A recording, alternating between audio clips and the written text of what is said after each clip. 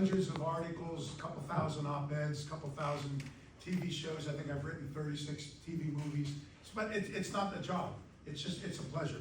But it's a delight to come back, especially with friends and family. So, trying to think of a topic. I've covered a lot of my books here in the past.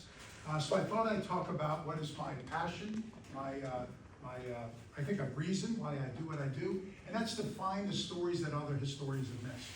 That's my sweet spot. The Library of Congress has this list of the truisms on history, written by a guy named Daniel Borston. He was the late, great Librarian of Congress. And he said that 99% of all the books ever written are gone. They've been burned, decomposed, destroyed on purpose. If that's the case, that means we're putting our history together based on 1% of the written record.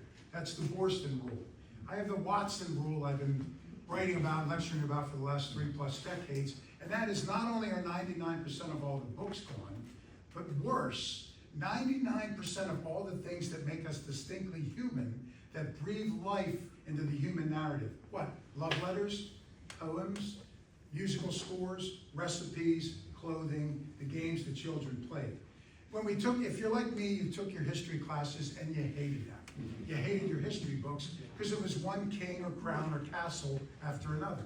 And in college, I was always saying, well, what happened in between those wars 100 years apart?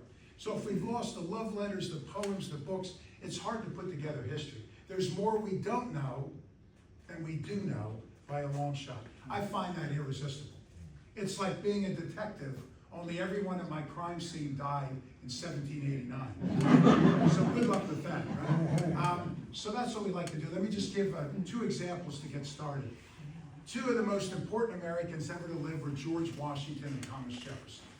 Indeed, they had, a front row seat to history. And we're blessed because both of them wrote prolifically. They wrote everything down, wrote thousands of letters, kept diaries, kept farm logs. So that's a veritable treasure trove for historians, right? But there's a problem. For example, George Washington died on December 14, 1799, leaving behind thousands of letters. His wife, Martha, Mrs. W., dies in May of 1802. And when she passes, a good chunk, most of his letters are gone. We don't know, but we all assume she burned them. Martha was intensely private. She served only out of a sense of duty. She never wanted him to be the commander-in-chief or the president. She was a very quiet, private woman, had 4 children, buried all 4 of her children when they were young. So she was protective of him, worried, very private, and again, just served out of a great sense of duty and honor, kind of like Melania. Martha, we believe, burned those letters after George died. So now we have a problem. Of the letters that survive, did Martha willy-nilly, randomly burn them, or do you think she systematically burned them? My money's on B, right, everyone? So if she systematically burned them, she might have edited what she was deciding to keep or throw away. For example, we have a letter that survives where George said of Martha, she is my quote-unquote worthy partner, an anchor in this stormy sea. Martha probably said, oh, we're keeping that one. George always had the hots for his very wealthy, sexy neighbor, Sally Carey Fairfax. Martha might have gotten a letter where George said, on a hot day when Sally's gardening, woo, that one goes in the fire. Right? The answer is, we don't know. We have a letter where George talked about besting the British on the battlefield. He anticipated their every move, and a smaller army was there to beat them, and he wrote about it. Well, guess what? She saved that one. Maybe he wrote a letter saying, I'm in over my head. I walked into an ambush, but you know what? That might have been a burner. The answer is, we don't know. I've written a book on George Washington. I've written 2 other books on the founding era, just finished one, another one, and I call Mount Vernon on a regular basis. I'm somebody that goes right to the source. And I'll call the top archivist at Mount Vernon, and I'll say, I have a letter from Washington. Do you think there was another one like it that we're missing? And they always go, we don't know. What do you think? And I go, right? So we don't know. Here's the other problem with George Washington. Washington was a phonetic speller, which means he would spell phonetic with an F, right? you're still awake. He was poorly traveled, poorly educated. Maybe he's never stepped foot in a school, right? And he was no Jefferson, no Hamilton, no Franklin. These guys were polymaths, right? So what happens is after Washington wins the Revolutionary War in 1783, he realizes, oh my gosh, people are going to be reading my letters for the next couple of centuries, right? And Washington had a temper. He was a poor speller, not traveled. He made one trip out of the country. He went to Barbados for a couple of days when he was a teenager with his older half-brother Lawrence, who got sick and then dies. What did George do in Barbados?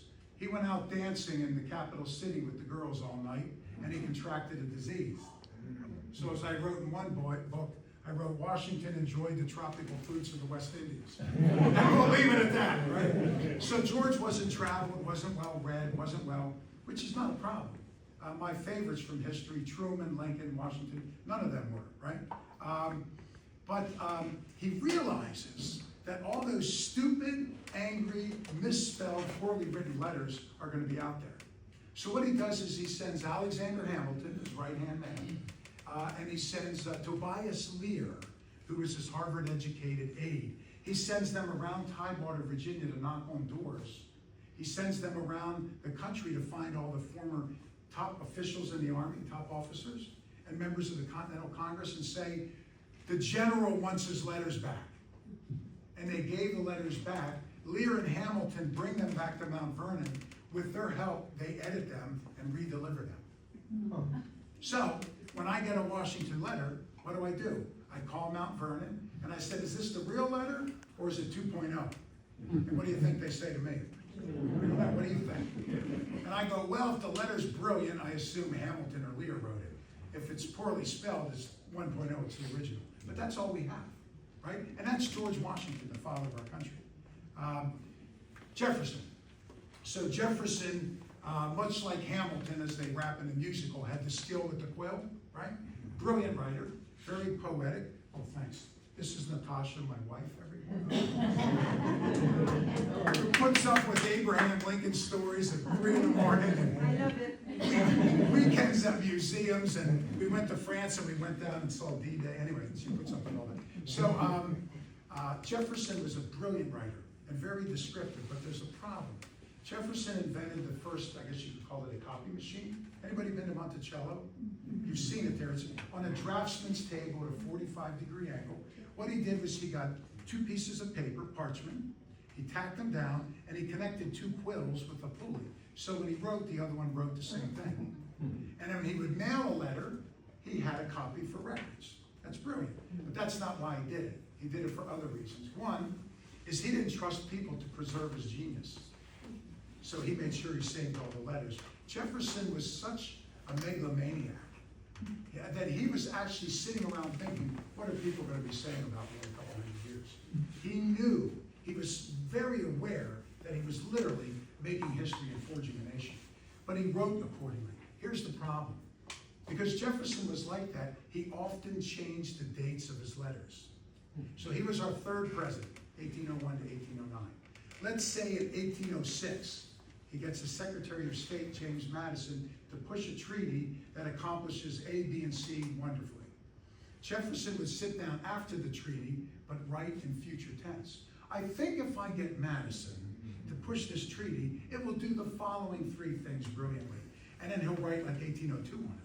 And he would stick it in the archive. So he was actually baiting us. You know, you read Jefferson, you're thinking, how did this guy know the lottery numbers, right? So whenever I get Jefferson's letters, what do? I call Monticello.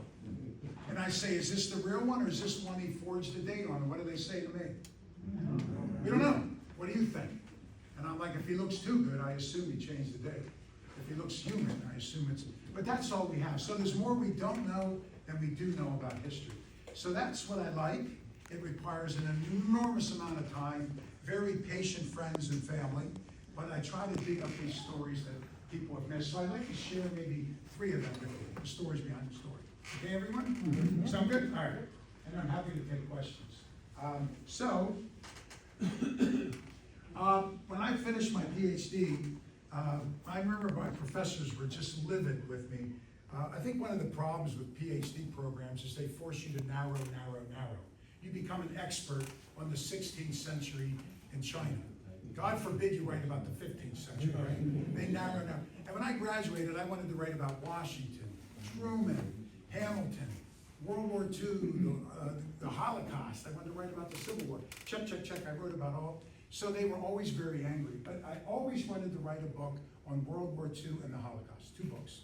That was my big thing. But the problem was entire forests have been felled to fill the pages of books on World War II and the Holocaust.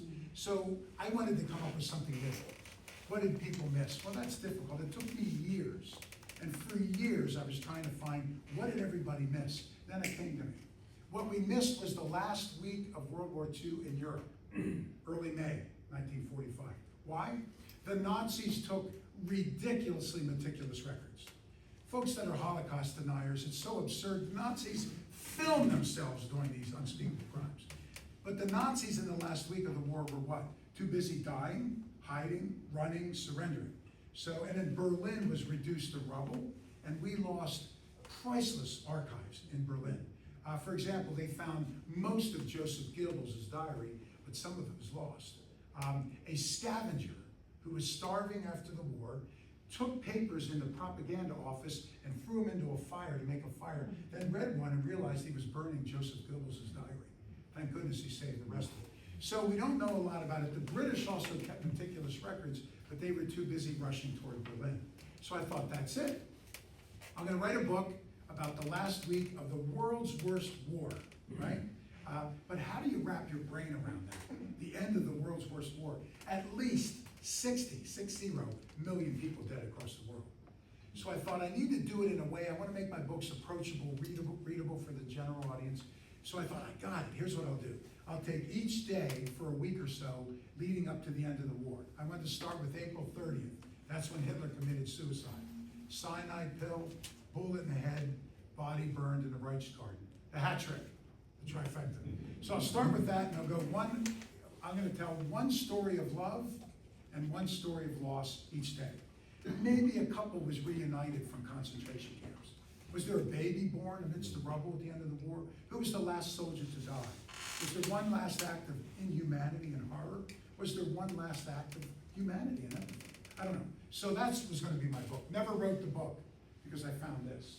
So I'm digging around looking for stories of love, loss, triumph, and tragedy at the end of the war. And by dumb luck, and isn't that how the process of discovery works? I'd love to lie to you and tell you it was brilliant detective work by me, but I basically stumbled on it. I found a letter from a British major named Noel Till. And Noel Till says in the letter, as the war was ending, he said, I saw thousands and thousands of Allied POWs and thousands of Holocaust survivors all die in the most gruesome way. He said it'll haunt me for the rest of my life. And I read that, and I'm like, he said literally as the war was ending. And I'm thinking, I don't know such an event. So I called the World War II Museum in New Orleans. I called the Imperial War Museum in England. They never heard of it, said it never happened. I called the Holocaust Museum in DC. I called Yad Vashem in Jerusalem. Never happened. So I'm like, that's odd, this letter looks legit. So I set the letter from Noel Till aside, went back to my work, and found a second letter by dumb luck. It was from a general named Mills Roberts.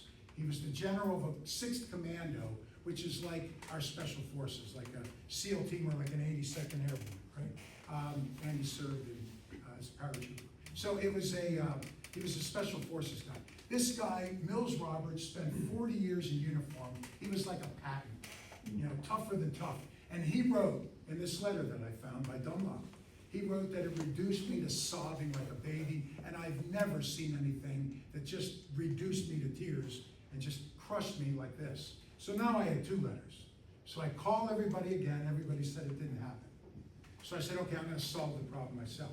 And Gump served in the Marine Corps. If anybody served in uniform, you can contact the Pentagon or your member of Congress, and they will look your unit up. If any of you had a father or a grandfather or uncle that served, and they'll follow your unit. I used to do it for World War II vets as a service. So I said, I'm going to solve it myself. So I got Major Till's unit, followed it the whole way through the war. Was he at the invasion of Sicily, D-Day, Battle of the Bulge? I get to the last moments of the war, guess what? Nothing, it's all gone. I'm like, oh my gosh. So then I get General Mills Roberts' letters, the general, 6th Commando, follow it through the war. I get to the very end, guess what? Nothing. So I'm like, this is either the world's worst coincidence, or maybe it's classified. Now, I don't traffic in conspiracy theory and pseudoscience and all, you know, I believe in facts, right? So I thought, maybe it is, so let me do my homework. Long story short, I believe the event actually happened. I knew about 3 or 4 bits of information. I think it happened at the end of the war on the Baltic coast. So I contact the archives in Britain, where I believe it's sealed, and they hang up on me. I contact them again, I say, don't hang up. I think you're sitting on one of the biggest stories of the entire Holocaust in World War II. Click. I mail them one of my books, I'm writing, I did everything but put a message in a bottle. I can't get any answers, so I'm like, this is crazy. Week after week, I'm not getting anywhere. Then I get a great gig. I go to D-Day to lecture on the Normandy landing beaches. Anybody been to the Normandy landing beaches? Hallowed ground, right, everybody? And there I meet a woman around my age who's remarkable. She's an Academy Award-winning filmmaker from Hollywood. And she made a movie about the Holocaust that won the Academy Award with Dame Judi Dench, Sir Attenborough. I go, my God, I've shown that movie to my students. That's amazing. I said, would you like to join my family for dinner tonight? She said, yeah. Could I bring my parents? They're here. So I used to do a weekly lecture series for about 1,500 people at Florida Atlantic University for 12 years. And a couple sat in the front row, Eric and Gloria Oppenheimer. She was a Holocaust survivor, he was a World War II vet. They subsequently have passed. In walks Eric and Gloria Oppenheimer. The Academy Award winner was Deborah Oppenheimer, their daughter. And I look at them, and I'm like, Gloria and Eric, what are you doing here? They said, we came for your lectures on D-Day. I said, you hear me every week. And I go, wait a minute, Deborah's your daughter? All these years you never told me your daughter was an Academy Award winner? What kind of Jewish parents are you? If my daughter won, you'd all get t-shirts tonight. Isabella won the Academy Award winner. I'm like, and then Debbie looks at me and she goes, you're the guy they buy all the books from? I'm like, that's me. So she says, I'm gonna hear about your new book. And I said, no, I want to hear about Morgan Freeman and Steven Spielberg. She's good buddies with Samuel Jackson. I love Sam Jackson, right? So we meet, and I tell her what I just told you, that I found one of the biggest stories, but I can't get access. She goes, I know Prince Charles. Let me make a call. I'm like, too much wine, right? 2 days later, I get a phone call. We're in Paris. I get a phone call, and the head of the Royal Archives in the Imperial War Museum calls and says, Debbie called. She said, you're her new bro. You found something big, and we're supposed to help you. It's Debbie, so we're going to put our best archivist. Apparently, Prince Chuck called too. We're going to put our best people on it. And I'm going, so I said, okay, do you have a pen and paper or a computer? Here's what I think happened. Here's where I think it is. You know, 2 days after that, they called me and they said, Eureka. They found a box about the size of a podium with 800 pages of top secret documents in it. On the side of the box, it said top secret, classified, not to be opened for 100 years. Isn't that Nicolas Cage in National Treasure? Only this is real and I have better hair. I'm like, oh my gosh, right? So what was in the box? This is what was in the box. It was the story of the ship. This is the Cap, C-A-P, Arcona, A-R-C-O-N-A. Hitler called it the Nazi Titanic. The Germans had a replica of the Titanic. The answer is, of course they did, right? Hitler used it for propaganda purposes. Joseph Goebbels made the world's most expensive propaganda movie about it, the Nazi Titanic. It looks just like the Titanic, except she has 3 funnels. The Titanic had 4. They had the 7-course dinners, the grand staircase, the creme of the world sailed on her. Here's some pictures of the inside of her. Hollywood actresses, kings and queens, models. They had a hot tub in it. They had tennis courts, the whole 9 yards. Everything changes, however, in 1939. On September 1st of 39, Hitler does what? Blitzkrieg, right? Invades Poland, and World War II starts. Now, Hitler loved his Nazi Titanic, his toy ship. So he has it docked on the Baltic coast of Poland, near where Gdynia or Gdansk are, if anybody's been there. They renamed it Gottenhofen. and there she's docked. He orders all the paint stripped off, all the bright black and red, gunmetal gray, because he doesn't want it to be bombed. And there they use it as a naval training barracks, and you can see the point there. Now, in 1942, they were going to launch a propaganda movie. Now, this is how insane Hitler and Goebbels were. They have a meeting in 42, and in a rare moment of lucidity, Hitler says, you know, we could lose the war. So you, Joseph Goebbels, that's Goebbels here, with Hitler watching this propaganda movie they made, you, an early draft, you Goebbels are going to come up with a propaganda thing that's going to be so monstrous, it's going to change the complexion of the war. It's going to make the world love us, the Nazis, and hate the Allies. So what is this thing? Hitler goes, I don't know, but you have to come up with it, right? What they did know was movies. They always watched movies. They loved the Hollywood blockbusters. Part of Goebbels' diary survived, as I told you, as best as you can tell, as I could tell in reading his diary. The 3 movies they watched all the time with English interpreters and translators over their shoulder, German translators over the shoulder. They watched King Kong, they watched Gone with the Wind, and from the file, you can't make this crap up, they watched Snow White and the 7 Dwarfs.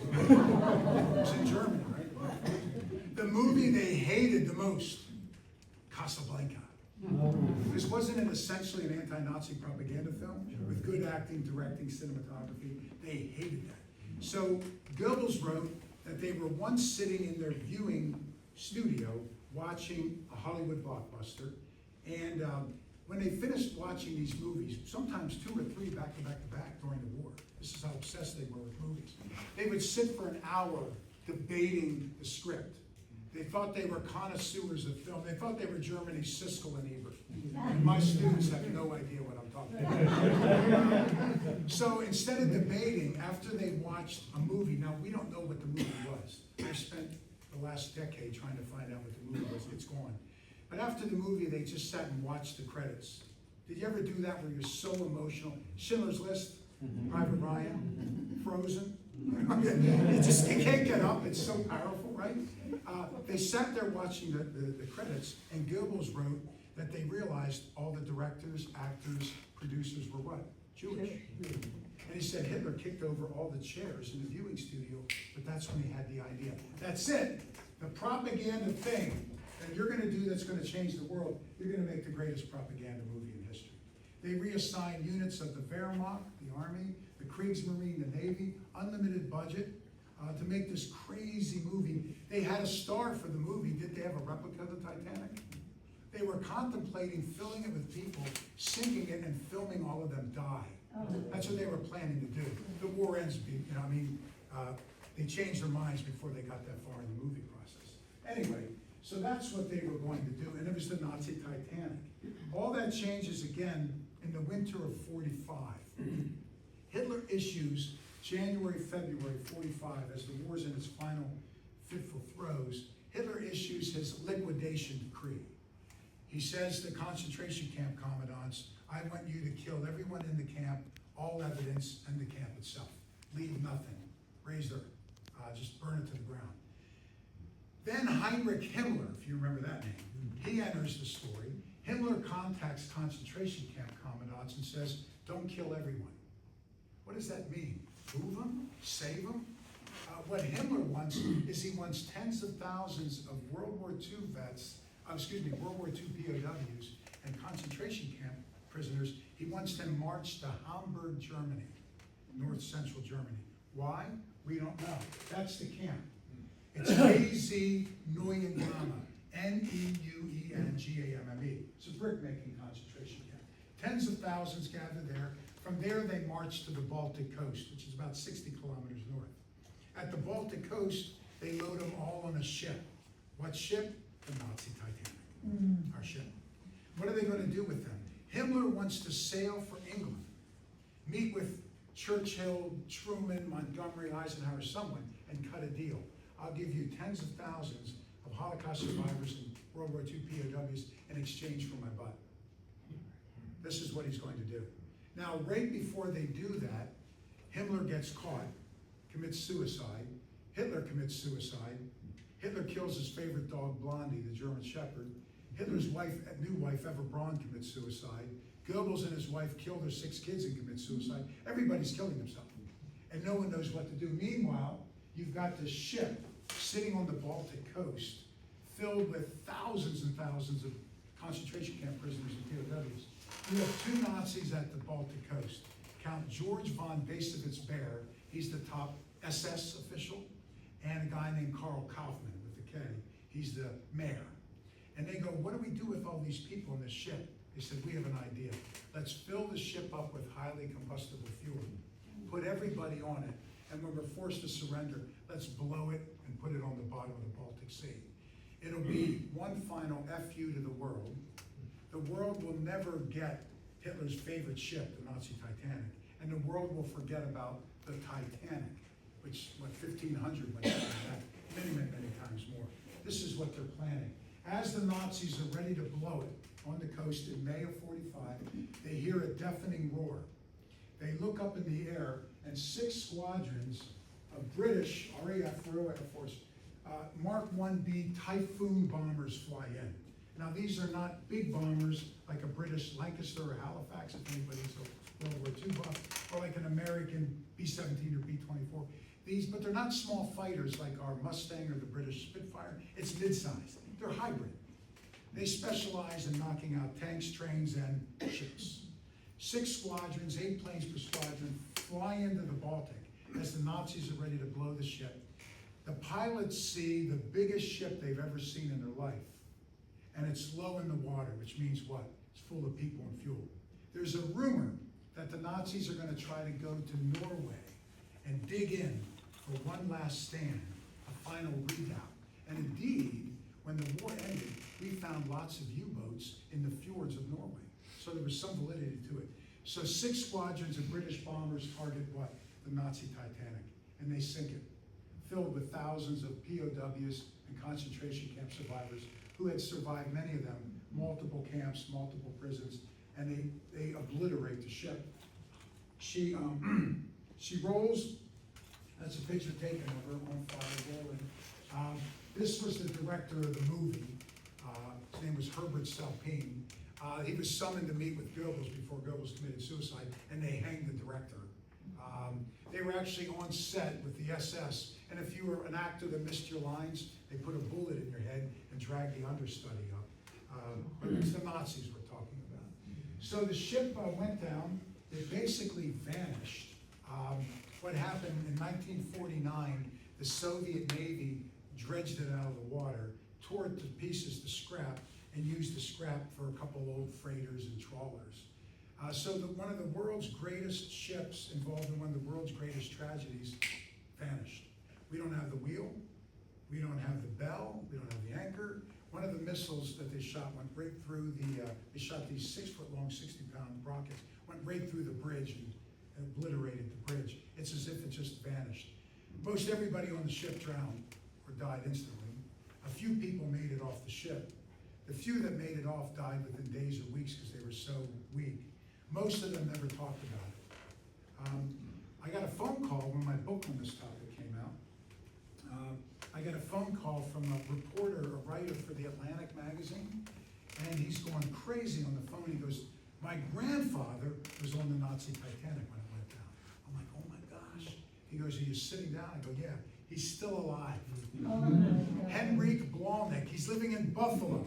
I didn't ask why he would be in Buffalo. I'm like, okay, we're on our way. Y'all familiar with the Shoah Project where they tape oral histories of survivors of the Holocaust? I called them, I called the Academy Award winner. We went and filmed it. I said, Mr. Blomnik, this is very, very difficult, but I have to ask, why didn't you ever tell anyone? I mean, that's insensitive, but you have to ask it, right? He said it was the worst thing that ever happened to me. Everybody I knew died, and he said, I told my wife, he said, when my grandson, the one who's now the adult, the writer for the Atlantic, when he was in like 5th grade, they had a bring your grandpa day school in their school, in their class. He said, so I decided I would go tell him my story. He said, I got partway into the story, and the teacher said, you can sit down, Mr. Blomnik. She didn't believe him, because he talked about a Titanic and the worst. And so after that, he said, I never spoke about it. Happily, we got him on tape, and then he died about a year later. So a couple people made it off the ship. This is the archives in England. This is what they look like. If you're underground, this is what they look like. No, there's no aliens or ship from Roswell, but it's just, it's like the final scene of Indiana Jones, Raiders of the Lost Ark. Everybody saw that movie? It's a very cool movie because it's about a dashing professor and, do you remember when they had the Ark of the Covenant? Remember? And they had a forklift, they took it to like basement 73 subsection. You know, when you go to the Smithsonian, for example, and you go to see the dinosaur bones, it's like 0.0001% of their collection is on display. So the National Archives, and in England, it's just rows of this. I'm not a conspiracy theorist. I won't put anything down unless if I can find two sources to corroborate one another. But when you're walking down these aisles, I'm always thinking, what's this secret? What story is this, right? And you couldn't do it in 100 or 1,000 lifetimes. But there's still stuff that's out there. I've got a really cool phone call from a film crew based out of Toronto and work in London. And they called me and they wanted to put together a movie on my book. And then they asked me to write 5 other, they made a six movie, 6 TV documentaries all about World War II, D-Day, and the Holocaust. So I was delighted to do it. And they picked an Israeli director, appropriately enough for the sensitivity of the film, and we made it. It was just crazy exciting. And here's the book announcing Titanic. So there's more we don't know than we do know, everybody. And I was almost embarrassed because I spent a lifetime as a professor teaching politics and history and going to museums and archives and leading tours of D-Day, and I never heard of this. But then when I was putting it together, because of I'm not a Holocaust scholar. I teach a Holocaust class, but it's an undergraduate class. I would never try to do it at a doctoral level, for example. But I called a guy named Michael Berenbaum. He's the senior Holocaust scholar at the U.S. Holocaust Museum. I asked Holocaust scholars that I know, who's the big dog? And they all said him. So I called him, he'd never heard of it. But he went through my book for mistakes. I called a bunch of rabbis that are friends and said, who's the rabbi? They said, Rabbi Gordis. I said, would you go through it for sensitivity? He went through it, he never heard of it. Nobody's ever heard of it. So think about it, 800 pages were sitting for how many decades in the bottom of an archive in England? There it is. So there's still stories out there. Here's another fun one. The Ghost Ship. Yeah. Sounds like Johnny Depp should star in the movie, right? So you're looking at the HMS Jersey.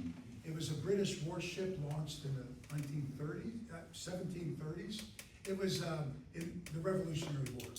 And I had heard a story that there was this bloody, ghostly, haunted ship during the Revolutionary War where lots of American sailors and soldiers died. I had always heard that. So I contacted maybe 20 historians around the country who are prolific authors who I respect, because you don't want to contact someone you don't know, they'll steal your book idea, right? So I called them and nobody knew it. The only one that knew about it, if anybody's heard of Gordon Wood, he's won the Pulitzer, the Presidential Medal. He's eminent distinguished at Brown. Gordon's one of my heroes. Basically, in your PhD program, they tell you to read Gordon Wood, then we'll talk about the revolution. So Gordon's like, oh yeah, it was the HMS Jersey and thousands died. He said, but you won't find enough material for a book. He said, why don't you think about an article? You'll never find enough. So I said, game on. So what I knew is most of the people that died on the ship were from New England fishing communities. What had happened was we didn't really have a navy. What navy could fight? The British Navy, right? The mistress of the seas. How does a fishing boat or a merchant craft tangle with a brig or a man of war, right? These things have 60, 100 plus cannons. So what we did was we used privateers. We would get a fishing boat. It's like a government-sanctioned pirate. You strap a cannon on. You get 8 12-year-old boys, and you go out and you don't sack a British warship. You sack a supply ship. And if you can get a supply ship with tons of molasses, cattle, whatever's in it, you're rich for the rest of your life.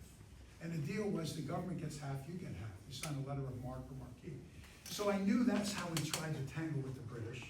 And I knew that most of those ships were sunk, or the men were taken prisoner and put in this ghostly ship. So I contacted every historical society and archive on the New England coast that had been around in the 1770s and 1780s. And I sent each archivist some dark chocolate McNuts. This I didn't learn in my PhD program, but you can get people to do anything for dark chocolate McNuts. So if you get some dark chocolate McNuts, I need a favor from the Hershey History Center. So run! So I sent him and I said, you know, I'm looking for one of the biggest stories of the Revolution. It's forgotten. There was a ghostly ship, haunted. He got their attention. And for your time, enclosed is a box of dark chocolate McNuts. What I said was, these young boys were probably from these fishing communities on the coast, and did they have any record of it? And I heard nothing. So after a couple of weeks, I sent another round of McNuts, another round of letters, another round of phone calls. I get a call from the Providence, Rhode Island Public Library. And the librarian says, OMG. She says, in the basement, on top of one of the shelves, we found a manuscript that's been there for 2 centuries. It was written by a little 13-year-old boy named Christopher Hawkins. Remember the last name, Christopher Hawkins. And it's like 157 pages. What do you want? I said, I'm on my way with McNuts, right? Christopher Hawkins was on the boat. He was on the ghost ship. Here's his, this is his diary, this is his work. It had been there for 200 years. And on some of the pages, even like if you look at a really old fancy Bible, isn't there all the embellishments on the corner? Like you don't start off with the letter A, it's a fancy A. He drew like sea monsters coming out of the ocean and like a terra incognita map of the ocean where you're gonna fall off the edge. I mean, it's magnificent. So I had a diary of a boy that was on the boat. But here's the good news. Christopher told us about several other boys that escaped with him. He told us about a little boy named Ebenezer Fox from New Bedford, Massachusetts. So I called the New Bedford, Massachusetts library, newspaper, historical society, sent a McNuts, dark chocolate, and said, can you check? And I said, Ebenezer escaped, let's say June 1, 1779. So I said, look at the first week in June. They called me back. Our local newspaper had an old article from like June 6th saying, we all remember Ebenezer Fox, who went away at age 13. We haven't seen him in years.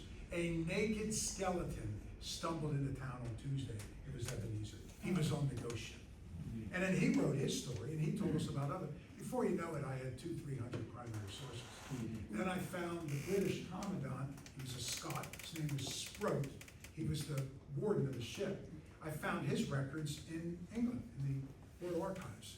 And he bragged about torturing and murdering people. There was an Irishman named Cunningham that was part of the officer corps. What he would do on Saturday nights, he would get 6 to 10 American prisoners, take them out. He would sit in a chair with drinks, and he'd have his men torture them in medieval ways, seeing how long they could live before they died. And then they would throw the bodies in an alley. He'd take his last drink and go to bed. It was a Saturday night. So these folks were wicked. Happily, both those books, and this was made into something I'll tell you about later. Happily, they both received, some acclaim. I did have one historian from my alma mater, ironically enough, who hammered my book, saying it's embellished. The British would never do that. They were drinking tea with pinkies raised. I'm like, the British officers and Scots and Irishmen bragged about what they did, and the men wrote about it. So what they did was this ghost ship made one last trip across the Atlantic in '76. The British took New York City because New York City had a large loyalist population, and New York City, as we all know, has a lot of natural seaports, right? Deep water, great ports. So that's where they were going to put down the American Revolution. So they sailed to New York City. The ship sailed with them. The problem was no one wanted to crew the ghost ship. She had lost every battle she was in. Mysterious diseases tore through her halls. They said that disease was embedded in her timbers.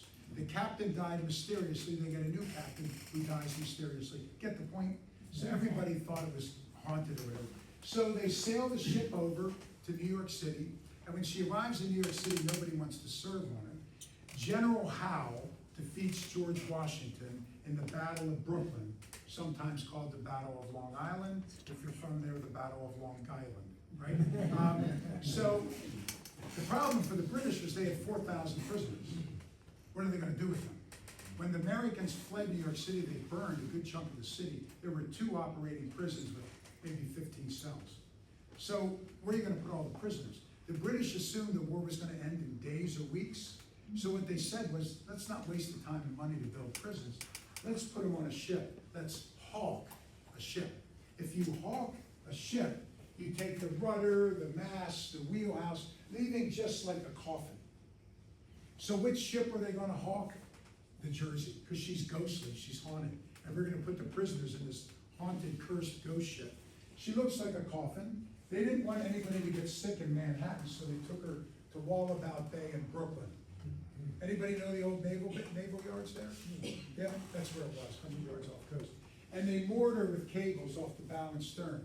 They put 1,000 American prisoners below decks. Can you imagine the conditions? They battened the hatches and closed the portholes. All 1,000 died of a disease. That's when the British got an idea. Let's use this ship as a form of psychological warfare.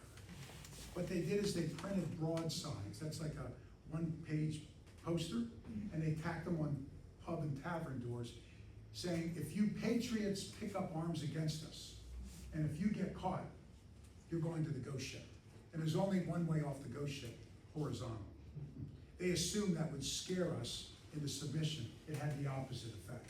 It was like, you know, after the Alamo, men ran into battle yelling, remember the Alamo? During the Revolutionary War, they ran into battle yelling, remember the Jersey or remember the ghost ship, because there's so many men being slaughtered on the ship. So the British filled it up with Americans again, and they died again. Here's your jaw-dropping statistic of the day. In 36 years as a professor, I've never encountered a statistic like this. Twice as many Americans died on this one ship than died in combat, cumulative, the entire Revolutionary War. Did you catch that? The war started in April of '75, the shots at Lexington and Concord. It ends in September 1783. That's a long 8-year war. Twice as many men died on this one ship.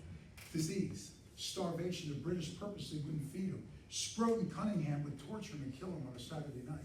The men that survived, like little Christopher Hawkins, 13, he wrote that on average 10 to 12 men every night died. Now they had this horrible duty.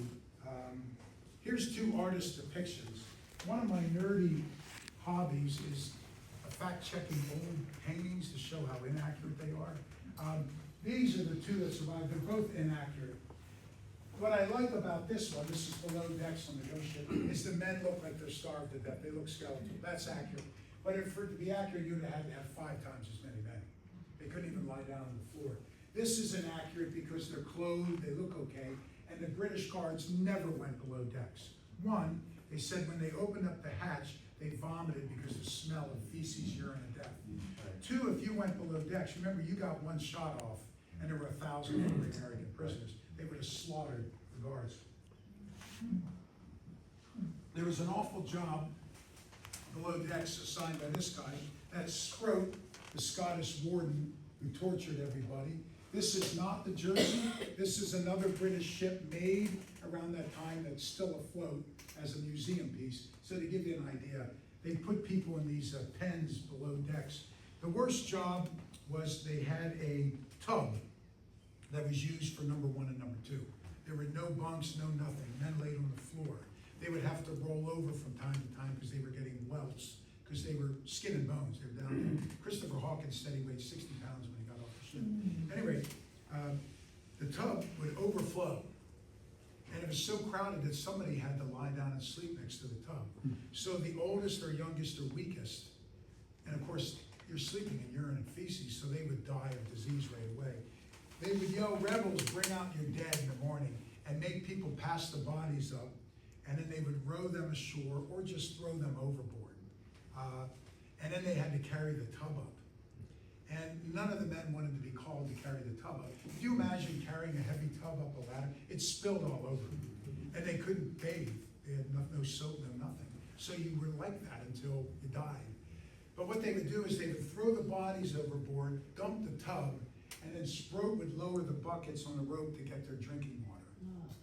So if you didn't drink, you died. If you drank, you died. Those that survived wrote what they ate. I estimated that it was 2/3 of the caloric intake a human needs to stay alive. So if you didn't eat, you died. If you ate, you died somewhat slowly. So it was death or death on the ship. Little Christopher Hawkins realizes that, so he finds a friend named William Waterman. They're both 13, they're both dying, and the ship is so rotted, they claw the back of the ship night after night after night. They must have been bleeding, and they got a hole the size of about a basketball. One night when it was dark, they stripped naked, and William Waterman went first to plop in the water. Christopher squeezed through and plopped in the water. William had underestimated how weak he was, and he drowned immediately. You know, I rewrote Florida's Holocaust curriculum last year, and one of the areas I tried to bring in that we don't really look at, which is just gruesome, is the number of survivors that died in the month after the war ended, because they tried to eat, and they were so weak and so diseased, you had to eat little by little, and they would eat a lot and die from it. I mean, it's just hard for us to imagine. But little Christopher runs for a week. He hides by day in barns, and he runs at night. He finally can go no further. So he's naked, he's starving. He sees a little boy carrying a basket of farm produce up to his house. So Christopher approaches the boy and asks for something to eat. The boy sees the naked skeleton, drops it, and runs in to get his mom. The mother comes out and quickly brings Christopher into her house. She asks him, "Were you on the ghost ship?" Her husband had just died on the ghost ship. So she feeds, clothes, and bathes Christopher. Once he's healthy enough, she takes him back to Providence, Rhode Island. Now, Christopher's such a patriot. It doesn't mean he wore a flag with pelt pin. It means he's a real patriot. He re-enlists and goes and fights the war. He lives through the war.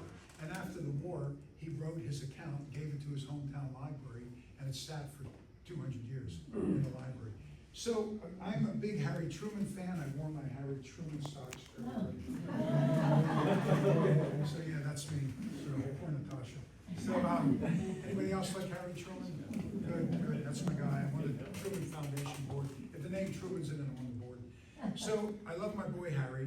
The former director, Mike Devine of the Truman Library, calls me one time. He says, "We're going to launch a history happy hour," which I did for the Hershey History Center X number of years ago. "And would you come out and give us the happy hour speech?" I said, "Of course." They got food trucks, local, microbrewery, brought out free beer, all the vendors. The whole town came out to celebrate Harry Truman, the museum, and drink and eat, support local businesses. So I was super excited for it. About a week or two before the event, the director calls me and says, "Robert, I gotta tell you something. There's this crazy man who starts to call. He started calling as soon as we put the ad out. He's obsessed with you." He says, "So what we're gonna do is we're gonna get police and not allow him in." And these days, politically, I'm used to difficult audiences. I mean, on a regular basis, people tell me to F myself and die, all kinds of things. People are really angry, really bigoted, really anti-Semitic, as we all know. Anyway, even if you talk about Alexander Hamilton, people get mad. But, so I said, "Nah, don't worry about the guy, I can take care of myself." So a couple days before the event, he calls me again and said, "This guy just doesn't stop calling." He says, "We're gonna get security." I said, "Nah. I said, "Listen, I'm gonna come a day or two early. I'm going all the way to Independence, Missouri, to the Truman Library, and 219 North Delaware Street, Truman's house." I said, "I'm gonna come out early so I can do some work in the archives. That's what I do for my books and lectures." He says, "Yeah, sure, but this guy." So I'm down there on a Friday morning, my happy hour's at 5. The director comes down, I thought he was gonna invite me to lunch. He said, "Guess who's here?" The crazy man is here asking for you. He said, "I'm gonna throw him out." I said, "No, I'll go up and talk to him." I walk up and here he is, here's the crazy man. He has a big name tag on, a very tall older man. It says Woody, like from Toy Story or something. And I walk out and there he is with his name tag, and he bawls like a baby. It was Christopher Hawkins' great-grandson. And he's carrying a leather satchel filled with letters. He said, "These are Christopher Hawkins' letters." He said, "My dad, before he died, gave them to me and said your great-grandfather was famous. And my dad before him gave it to me, and his dad before him." He said, "We've been carrying this around for like 12 generations. And then I see your book, and Christopher Hawkins is on page 36, 85, 100, 300. And I'm like, oh my God." So I said, "Bring it in." We did a big hug. Then I called an archivist at the Truman Library. He went back, I told him to get his wife and his daughter and his grandkids. We brought the whole Hawkins clan. We digitized the letters and donated them, so now today they're in the National Archives. And we gave them a copy of it, so the story will be preserved. So you just never know, right, everybody? There's no memorial except one. There's only one memorial, I should say, to the boys. Has anybody been to Brooklyn? Anybody been to Fort Greene Park in Brooklyn? There's an obelisk, 100 feet tall. It's the Prison Ship Martyrs Monument.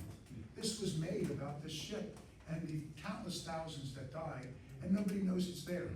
I've gone there to that park countless times, and I know it's kind of nerdy, but I stand there as people jog by or walk with their dogs. I go, "Excuse me, have you ever seen this memorial before?" And they're like, "Oh, yeah." I'm like, "Do you know what it is?" "No." Nobody knows. At the base of the memorial is this crypt-looking thing. I found an old letter from a very famous American who was so disturbed by this event, he went and hired young boys to dig all along the Brooklyn coast, and they found 7,000 bones of revolutionary men that died there. Oh my God. And he used his money and fame to have them buried. His name was Walt Whitman. Wow. And Walt Whitman wrote about it inside here, so I said, this has got to be the place. It took us almost 2 days to find someone in Brooklyn city government that nobody had a key to it. It's been locked for probably a century. We opened it up and the bones of 7,000 of those men that died on the ship were in there. So you just never talk about it. Talk about goosebumps. Then I got a super cool call. Anybody like the National Geographic TV channel? Please, thank you. Anybody watch Drain the Oceans? Cool show, right? So I think it's super cool. I get a phone call. They said, "Hey, this is so-and-so. I'm the producer for Drain the Ocean. We'd like to make an episode about what happened if we drained New York City." And my short answer was, "You don't want to know." Right? Okay. He said, "We'd like to talk about your boat, and would you write the episode for us?" I said, "Yeah, of course." So we made an episode about it. The problem was, just like the Nazi Titanic, the ghost ship, there's nothing left from it. The ship was so rotted that when the British left, everybody knows where the Bull is in New York City. Stock Exchange. There's the little square there is called Evacuation Square. You ever looked at the little sign? That's where the British met when they left in 1783, November. And when they left, they took everything with them. They didn't want us to have cannon or anything, but they left the boat, the ghost ship, as an FU. And without the bilge pumping, man, it rotted down into the muck. And then 100 years later, the Brooklyn Navy Yard, and they dug it, and there's nothing left. So I'm like, how are we gonna do it? And they wanted to remake the ship, so it was cool. National Geographic has the best computer nerds, CGI people, right? And they said, if you give us the specs, we'll recreate the ship after 200 years. I had all the specs from 1737. I knew the size of it, how many masts, how many guns, and the descriptions of the men. When they first made the ship, it was this bright, nice-looking ship like you saw. I said, no. The men said it was brownish black, and it was rotted, it looked haunted. So I worked with them, we went round and round, and here's what she looked like. We brought her back to life after 200 years. There's the ghost ship. Oh my God. They put bars on the windows. This is the accommodation ladder. The boat would stop here and the men would go up. Sproat would stand up there and yell, "Welcome to hell." Look in the windows at those skeletons, that's your future. And then as they would come on board, he'd stab them or beat them, and then they would die in there after. Here's another one. This is the back side of the boat. That's what you saw when you sailed up in a little, when you rode up in a little rowboat. And that would be your coffin. That's the book that came out. Excuse me, I'll do one more. So another one, An Amazing Escape. So does anybody like Prison Break movies? Yes. Name a cool movie or book about prison breaks. The Great Escape. Everybody love that? Right? From the Nazis, right? Unfortunately, only 3 men made it because the rest were captured and put to death. What about Escape from Alcatraz? Good one? My favorite, The Count of Monte Cristo. Right, everybody? Anyways, I like, you like, we all like prison break movies. So I started thinking of what is the next book I could do. And something that we forgot, I thought, what was the biggest prison break in American history? And I didn't know. So I wrote a book about it. So it was from here. It was during the Civil War, 1861 to 65. My pop is a Civil War buff and reenactor. This is called Libby Prison. It was named Libby because there was a little sign. It was a chandlery. A chandler is a warehouser for ships. It's in Richmond. Richmond has what? The James River, everybody, which goes out to the Potomac, Chesapeake, and Atlantic. That's the James River behind it. And of course, all the tobacco and cotton from the south would go to Richmond, and the boats would pull up. And these three warehouses had tar, sails, limes, whatever ships needed. So it was a warehouse. When the war started, the Civil War started, the South didn't have prisons, so they converted it to a prison, Libby Prison. It was one of the most hellish prisons imaginable. Has anybody heard of Andersonville? Oh, yeah. That was the worst. That was the worst. That was in southern Georgia. Around 13,000 Union soldiers died in around 13, 14 months. So it was just unspeakable. But next to that, probably Belle Isle and Libby were among the worst. They painted the bottom half of it white so that if any Union soldiers were trying to sneak out at night, the guards could see them. Now the commandant, his name was Turner, he made the mistake of announcing that the prison was escape-proof. As soon as you say that, right? Don't you jinx yourself? As soon as you say it's escape-proof, everybody gets out. And sure enough, on February 9th, 1864, 109 Union officers broke out, making it the largest prison break in American history. Now, it was not easy to break out of there. It was hellish. They tortured. This is difficult, but having written on it, if you're a Southerner in the war, the average Confederate soldier ate 3 or 4 meals a week. And they were scavenging for food or hunting. They were struggling, running out of medicine, food, clothing. The average Union soldier ate, a meal or 2 a day. If a Southern soldier was captured by the North, generally, they get a blanket, health care, and some food. If a Northern soldier was captured by the South, they would be beaten, robbed, and murdered and tortured. It's remarkable how both sides treated one another. I suspect there's a book there, but I didn't write it. So Libby was the central receiving prison for the entire Confederacy. The Confederacy moved their capital from Montgomery to Richmond, because Montgomery, Alabama was in the middle of nowhere. No major river, road, rail. Richmond had 5 railways. It had the river, it had major roads. It also had something called the Tredegar Iron Works. It was basically the only manufacturing in the South. That's where they made all the Southern muskets, bayonets, swords, and trains. So it's still there, Tredegar Iron Works. So they moved the capital there. Any prisoner was taken by train there, taken to Libby, processed, and then sent to another prison. If you were a colonel or a general, they'd keep you here. And they use you as a zoo animal, an exhibit. The prisoners called it the Libby Zoo. They would invite Southerners to tour the prison, and they would bring either feces or garbage to throw on the prisoners. And they'd say, and Southerners use it for propaganda, we must be winning the war. Remember the great general from Chickamauga or Antietam or whatever? That's him. He's now 70 pounds, naked, lying on the floor, and then they'd throw garbage on him and laugh. And then Turner would go over and either kicking or bashing his head or stabbing. So then everybody would clap. So the prisoners called themselves, they called it the Libby Zoo, and they were losing hope. By the winter of 1863-64, the entirety of the South was in a starvation atmosphere. Out of food, out of everything. Now, if you can't feed your soldiers and your population, are you going to feed your prisoners? No. So the guys inside knew that they were done. But the South made the mistake of capturing this one prisoner that was bound and determined to escape. Before I do that, this was how the concentration camps had horrific signs above it, like work will set you free or whatever. This had a line from Dante's Inferno, abandon all hope, ye who enter. So it was ghastly, just awful. The men, there were so many men there that they couldn't lie down. So what they did is they would all spoon by unit, like newlyweds, right? They'd all spoon, and then the officer, every hour, the Confederate sentry would yell, 2 a.m. and all is well. And the commanding officer would then yell, okay, 3, 2, 1, spoon left. And all the men would turn. That way, one side of your body wasn't. But you were basically naked and you were freezing. And it kept everybody warm, it kept them alive, it kept them moving, and they could all find a space on the floor. That's how they had to sleep. So there was a rumor that there was a Union spy operating out of Richmond.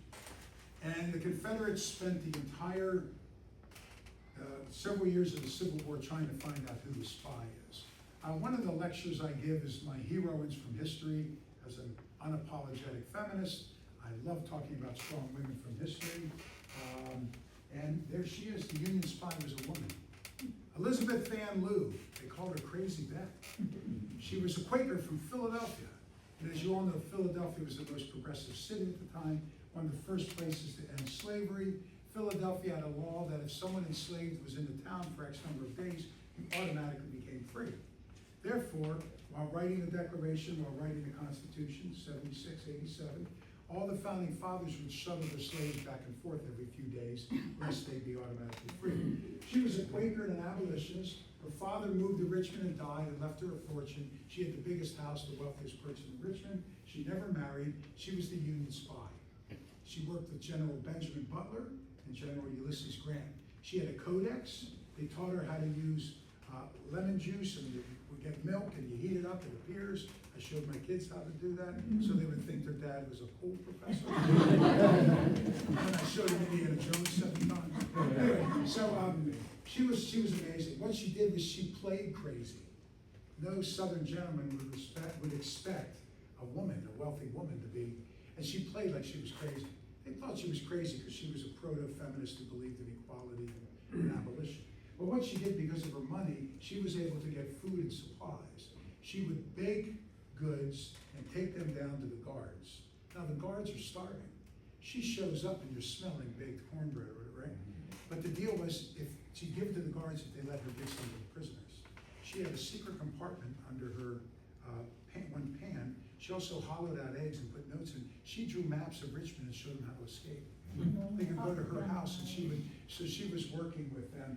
Crazy Beth was the one that helped 109 escape. Now, at the end of the war, the Confederates finally figured out who it was. And they all surrounded her house. She brought her favorite horse into the kitchen because she was worried they were going to kill it. She goes out on the porch, and it's in the Richmond Recorder newspaper. At the end of it, she goes out on the porch, and they're there with torches ready to burn her down. And she has countless former slaves living with her. She buy them, free them, and then they live with her. She goes out on the porch and tells them that her friend is Ulysses Grant. And if they touch her or the house, Grant's on his way. And she talked the crowd down. But they raided her money, took everything she had, stripped her house out. She was destitute. When Grant becomes president, he makes her, our 18th president, he makes her the postmaster. All the soldiers sent her money back. One of the soldiers that sent her a fortune was Paul Revere's grandson. She helped him to escape. So Crazy Beth risked her life to save all those men. They made the mistake, I'm going to skip this for time, they made the mistake of capturing these two guys. This is my hero of my book. Colonel Thomas E. Rose, he was from Philadelphia, he was a Pennsylvanian, got a job as a principal in Pittsburgh. Rose was a bear of a man. Look, he would look like CZ Top's bass player or Harley Davidson with a big beard. He was so angry at the South for slavery and starting the war, he enlisted as a private, even though he was educated, and in no time at all he was a colonel. He never spoke, he led by his actions. He was such a beast on the battlefield that he inspired men. There was one battle, Chickamauga, where Tennessee-Georgia border, where the Civil War, like all wars at the time, were about forming tight lines. If you break your line, the enemy will overrun you. The line was breaking, even though he's the colonel. Before he yells for the others, he pulls his sword and pistol and charges into a sea of gray, swiping, shooting, and punching. And the men are so inspired, they reformed the line and held it. So Rose was that guy. Unfortunately, he gets a musket over the head and gets knocked out. Finds himself on a train headed to Richmond. The problem was you go to Libby Prison. And if you could take a time machine and go back to 1863 to a Union campfire, they'd be sitting around going, man, I hope I don't get caught and go to Libby. Libby was like the boogeyman or something. People knew about it. It was then forgotten. At any rate, so what they would do is the train stopped in Richmond, and then you had to walk the gauntlet. You had to walk the main strip in Richmond to the Libby prison. And all the local Southerners would line up on either side of the road and spit on you, throw feces on you. People would come up with a knife and stab them. They described old women coming up and stabbing with scissors. People would take wood over the head. So the prisoners were all huddled up in terror as they had to walk down the gauntlet to then go get beaten and robbed and live in prison. They said that they thought Rose had lost his mind. As they're all huddled up walking down the street, he's out in front and he's walking like this, like he's catatonic. Someone comes up and over the head with a 2x4, bang, and he just kept walking. Someone came up and threw garbage on him. He didn't even wipe it off. So they said he's gone. What he was doing was he was counting how many steps. Oh my God. He memorized the city and then drew a map when he got in. He memorized where there were guards and where there were no guards, where there's a lantern, where there's a dark intersection. Then in prison he meets Crazy Bet, and they're the ones that make the maps to get everybody out. So Rose, one night, there was a leak in the roof of the warehouse, the prison, and the Confederates put up scaffolding to fix the roof, and lightning starts. So they leave the scaffolding and the guards run. So Rose goes over to the window and he's thinking, if I can jump onto the scaffolding, he broke his ankle, by the way, in the battle, so he's still operating on a broken ankle and a major concussion. He goes over to the bars on the window. He's such a beast. He thinks I might be able to break the bars. That's how big this guy is. And if I jump on the scaffolding, I can get down and go. He can't break the bars. As he's trying, a lightning bolt hits it, lights it up, and there's a face right next to his. It's Major Andrew G. Hamilton. And they both gasp. They nod to one another, the bro nod, and then they go back to their bed. What it was Hamilton had the exact same idea. Now Hamilton was from Kentucky, but what happened was, and he was pro-Confederate, but the Confederates came through his town raping, pillaging, and robbing. He was so pissed that he switched and joined the Union. Hamilton is a MacGyver. My students would, again, have no idea. Hamilton comes up, he steals stuff from the guards. He makes up, fakes, stuffs his shirt with straw. Hamilton comes up with everything.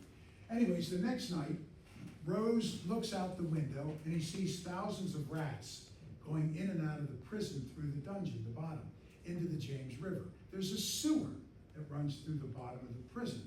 And Rose says, if I can get down into the sewer, I can float through the sewer with the rats and plop into James River, and nobody would think that anybody would do that. That's how I can get out. The prisoners called it rat hell. So Rose, barefoot, broken ankle, heads to something, goes down to the basement. There's a door with a deadbolt on it. Rose busts the door down, goes into the basement. He describes barefoot stepping on thousands of rats. They're running all over him, and a half a foot deep of urine and feces. So, while feeling his way along the wall, trying to find the entrance to the sewer. As he's feeling away along the wall, he bumps into someone. It's Hamilton again. Both men had the exact same. If I wrote this in a novel and sent it to my editor, they'd say, hey, Dr. Watson, take your foot off the gas. That can't happen. But it's real. They bump into one another. This time they shake and say, let's escape together. So Rose says, we're going to build a tunnel into the sewer. Hamilton steals a shovel, steals all that. And they, day after day, just like in The Great Escape, they dig a massive tunnel out, and they get 107 other friends in the prison, and it's the largest break in American history. They run, as they're running through Richmond, they hit the one street corner that's supposed to not have guards, and there's some off-duty Confederate soldiers just drinking and smoking, and they go right on them. And Rose looks to Hamilton and says, run. Rose gives himself up and walks up to him. That's the kind of guy he is. But he was covered in urine and feces. So the guards are like, get the hell out of here.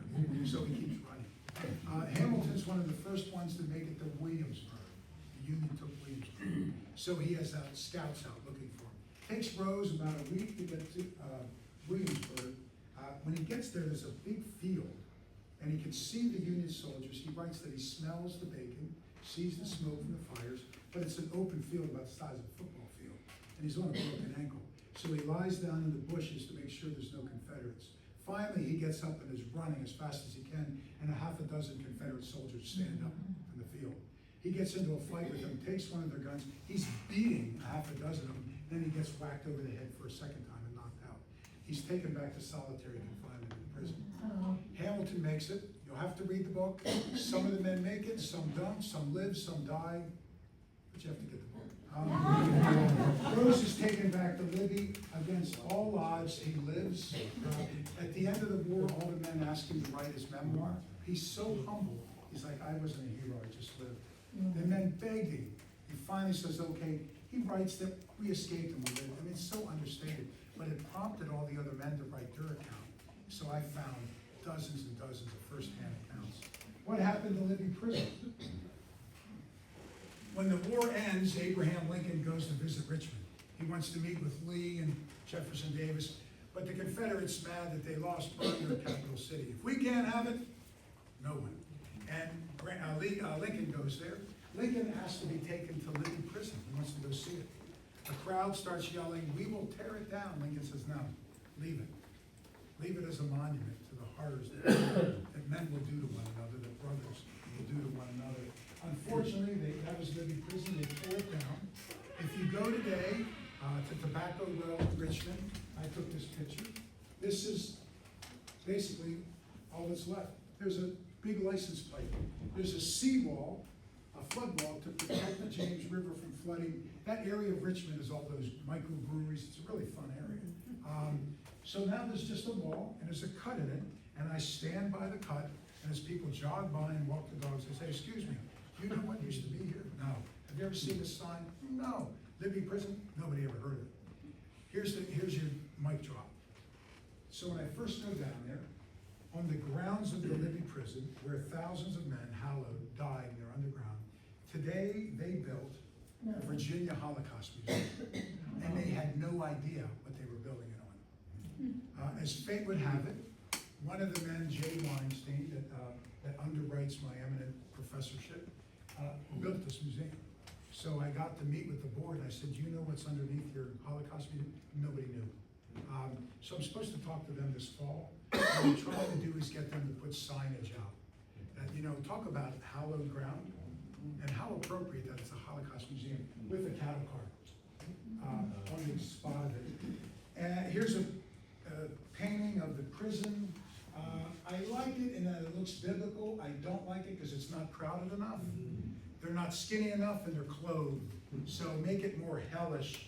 Here's Colonel Rose's diary. There's blood stains throughout it, which is just makes it all the more remarkable. So last April, not this April, but a year ago, I get the most amazing phone call. I have friends that like to pump me. I have this friend, Seth, who has the most wicked sense of humor. I went into an audience of like 1,000 people once. They all had like a lollipop thing with my face on it. That's even worse. I'm like, everybody burn it immediately. Anyway, so I get this phone call. The guy says, "Hi, Dr. Watson, I'm Morgan Freeman's assistant. He loves your book." And I'm like, "Okay, who's this?" He said, "Morgan Freeman's assistant, please hold." And I'm like, "Nah, who is this?" "This is Morgan Freeman." I'm like, "What?" So they said, "We want to make your book into a 1-hour TV movie." And I'm like, "Let me think about it." "Okay." No contract, no term. I'm like, "Yes." So it runs on History's Greatest Escapes. They made it a 1-hour movie. They liked it, so they asked me to write a TV show for the History Channel on Andersonville. So I got to write two. Morgan Freeman's super cool. And he's a history nerd. He's super dedicated to history, Holocaust studies, science. He donates crazy amounts of cash, but does so anonymously, just out of the goodness of. And I remember at some point when we started the process, I was talking to the producer of the film, and I said, "It's kind of hard to act like a jerk or whatever, and I don't do that, but I said, listen, I want to make sure that the colonel has a colonel's insignia and not a major. I want to make sure it's the right musket, right? You want to get it right. The guy that plays Rose has to be big and have a beard, etc. Hamilton has to be dashing and handsome, like a Three Musketeer or something. And they come back and it's like, Mr. Freeman wants everything exactly. And if you see one officer's insignia that's out of place, let us know. They did a hell of a job. So it ran last September. You can see it in History's Greatest Escapes, and here's a cover of the book. And with that, I've talked more than enough. So Oh my God. thank you.